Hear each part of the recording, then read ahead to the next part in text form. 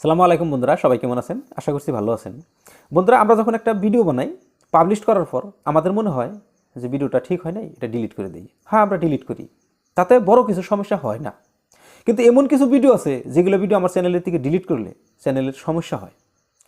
বন্ধুরা, আমরা যারা ভিডিও বানাই, আমাদের ভিডিওতে দুই ধরনের স্ট্রাইক আসে। একটা হলো কপিরাইট স্ট্রাইক, আর একটা হলো community guideline strike. Copyright strike অন্য কোনো কন্টেন্ট ক্রিয়েটর আপনাকে দিবে বা আমি অন্যকে দিতে পারবো যদি সে ধরনের কোনো কাজ হয়ে থাকে।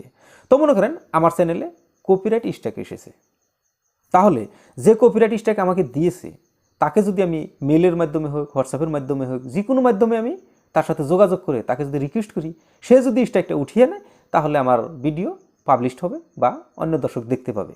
আর যদি সেই স্ট্রাইক না উঠিয়ে নেয়, তাহলে স্ট্রাইক থেকে যাবে, আর সেই ভিডিওটা আপনার চ্যানেলে থেকে যাবে, কিন্তু দর্শক দেখতে পাইবে না। তারপর আছে কি কমিউনিটি গাইডলাইন স্ট্রাইক।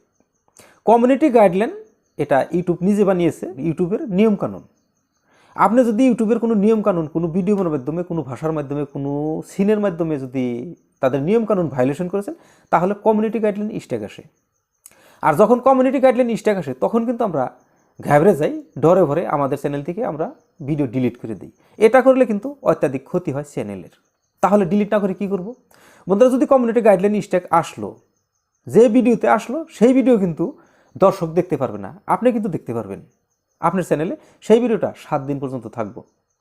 7 দিন এজন্যই ইউটিউব রাখবে আপনার চ্যানেলে, দর্শককে দেখাবেন আপনাকে দেখার জন্য। আপনি সেই ভিডিও দেখে আপনি শিখে নেন যে কোন জায়গাটুকুর মধ্যে, কোন ভাষায়, কোন কথায়, কোন সিনে আমার ভুল হয়েছিল, যার জন্য আমি স্ট্রাইক খাইলাম।